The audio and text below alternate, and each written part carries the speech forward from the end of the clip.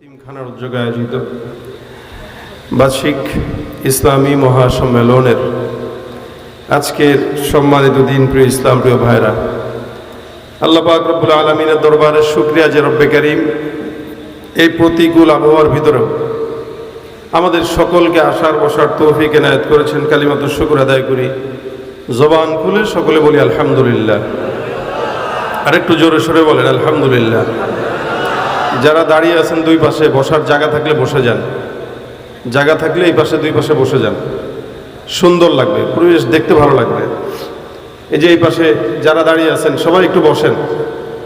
একদম রাত যেহেতু অনেক হয়ে গেছে, আমি আপনাদের সামনে মুখতাসার সবাই কিছু কথা, কোনো ওয়াজ না, লম্বা কোনো আলোচনা নাই। আপনারা মাগরিবের পর থেকে নিয়ে বড় বড় ওলামা ইকরামদের জবান থেকে কথা শুনে আসছিলেন। আমার পরেও কুয়াকাটা হুজুর আসবেন, ফিনিশিং উনি দিবেন।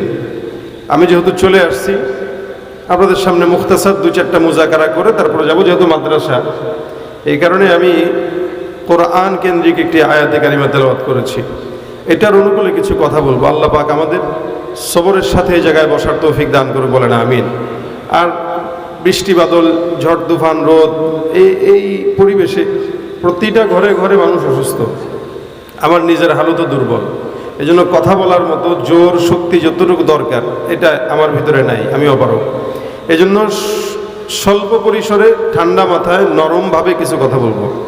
আল্লাহ পাক আমাদের আজকের মজমাকে শেষ পর্যন্ত যেন কবুল করে, কামিয়াবি দানের সাথে আল্লাহ পাক রব্বুল আলামিন থাকার তৌফিক দান করে বলেন আমিন। ভাইরা আমার, আমি আপনাদের সামনে কোরআনের সর্বপ্রথম যে আয়াত আল্লাহ পাক রব্বুল আলামিন নাজিল করেছেন ওই আয়াত তেলাওয়াত করেছি, ওই সূরাতুল আলাক থেকে। এই কোরআন আল্লাহ পাক রব্বুল আলামিনের একটি জীবন বিধান, এটা আমাদের প্রত্যেকের জন্য। আর এখানে কোরআনের একটা মাদ্রাসা।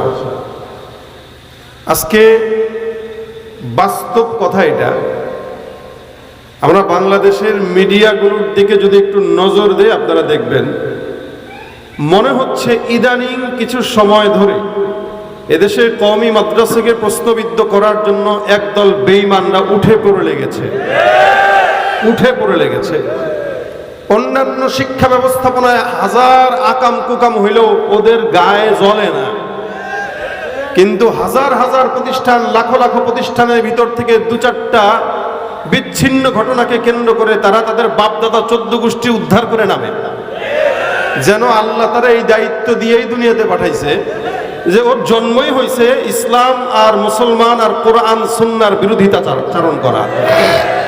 যার কোরআনের বিরুদ্ধে চারণ করা পছন্দ, আমার তো মন বলে তার জন্ম সহিভাবে হতে পারে না। এটা আপনারা আমার এই কথায় একমত কিনা আমি জানি না। একমত আপনারা? যার কাছে আল্লাহ পাক রব্বুল আলামিনের কোরআন ভালো লাগে না, অথবা কোরআন যারা বহন করে তাদের ভালো লাগে না, আমাদের দিল বলে তাদের জন্মটাও ভালো মতো হয় নাই, কোনো না কোনোভাবে ঝামেলা আছে। এটার একটা ভাই আল্লাহ পাক নিজেও কোরআনে ঘটনা পেশ করেছেন, নাহনু নাকুসসু আলাইকা আহসানাল কসাস।